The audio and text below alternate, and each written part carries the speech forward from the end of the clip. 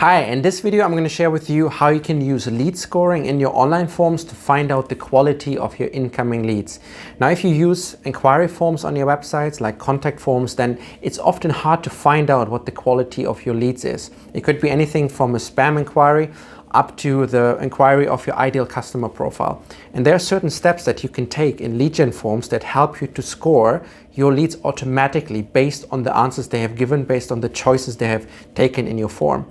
And that's what I'm going to share with you today. I'm going to walk you through the process, how to set this up, how to score your leads automatically, the formula behind it, and also what are certain models, what's the logic that would make sense for your type of form. So this is going to be relevant for any type of B2B business, especially because these are the type of businesses that have a need for constant lead inquiries and also for obviously lead follow-up, and then converting those leads into customers.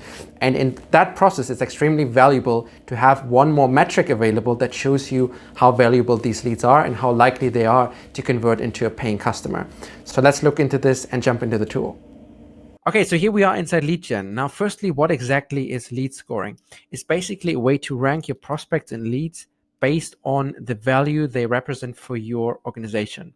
And that could mean all kinds of things. It could be how big they are in terms of their organization, how credible they are, what kind of credit history they have. It really depends on your use case, what budget they have. And then you can add basically multiple factors together and then determine how valuable the lead is, and obviously determine that based on the scale you have defined beforehand. Now, we're not going to go into all the details of how to set up lead scoring and how to define these formulas, because in our case, we're looking at a very simple example that's also very easy for you to set up. Basically, just defining a score for an inbound lead that gets in touch to you the first time. So the form itself is this one here. So this could be any kind of contact form, in this case for a marketing and web agency. And as you see here, the first question to the visitor is, what service requirement do you have? It could be anything of these choices. And then I choose basically service requirement. I choose my budget, which is going to be very useful for lead scoring. And then I'm going to leave a message about my project, which we won't score, but it's useful information as well. I'm just going to leave that open for now. And then I have another one here. How would you like to respond to us? And as you see, the form itself is relatively short, right? So this is the final question. And after this, the form would submit. You would get a lead notification and the lead would see a thank you message. Okay, so here we are inside the builder. And here you see the same questions the way we've seen them on the live form. So firstly, what type of service are you interested in? And then you see this little switch here, which is normally off. And then it says show or hide choice values. And if I enable this, you see these values coming up. And this basically allows you to define a value for each button choice, for each multiple choice question individually. And basically, in this way, you can kind of put a score on this, how valuable each choice is. And this could be any number, right? So it's totally up to you. And also the formula of how you want to aggregate those numbers. Let's say you have 5 questions where you use these values. Then it's up to you whether you want to use a total. Let's say add question 1 plus question 2 plus 3 plus 4 plus 5, or you could also divide it all by 5. So that's totally up to you. So it could be a score, could be a percentage score, or it could also be a number score. Totally up to you.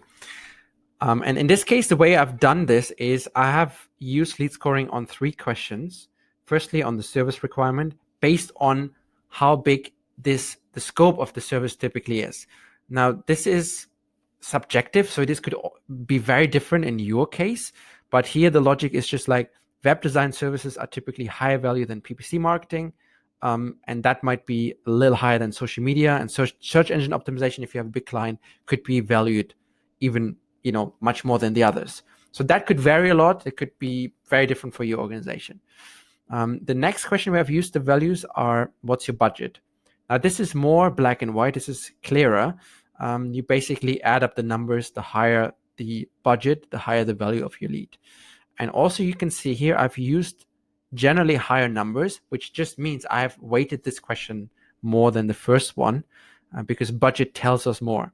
So I've just put more emphasis on this, and you can score up to 50 here, whereas on this question before, you could only score up to 33. So, and then we have one more question. How would you like to respond to us, by email or phone? Basically, the idea here is just to give a little bit more value to a lead which leaves the phone number, because an email lead could be anything. It could be a spam inquiry. It could be a fake email.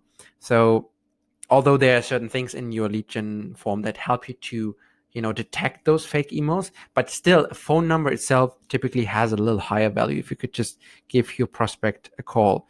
So that's why I've weighted it a little bit more here, and it also comes into this lead scoring model. So, and these are all the choices I've assigned. Again, the maximum you can score is 100. Could be anything in between from 0 to 100.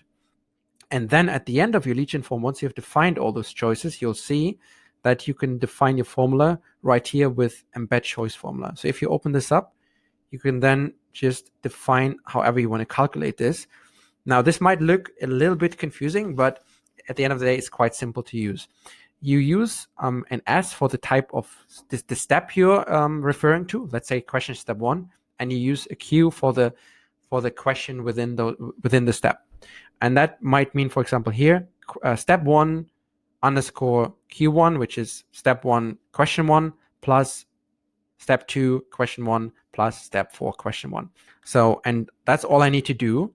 And then if I save this and keep the choice values enabled, and then go through the form, leave my answers, you will see the scoring value in your lead management dashboard. So let's try this. Let's open up the form and let me fill it in.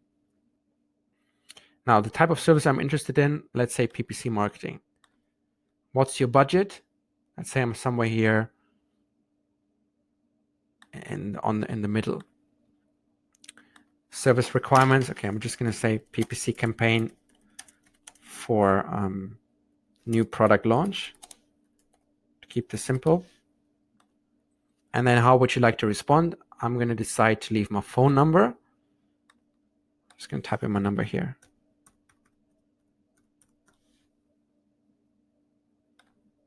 Okay, so I have now reached the thank you message. And now let's see inside the dashboard how this looks. It shows one lead, so that was our submission. And then the score, you see right here, 74. So, and that's how easy it is to set this up, and that's how quickly you can see the values. If you had more leads, you would see them all lined up here below each other, so you could easily compare them. You can see your responses right here next to it.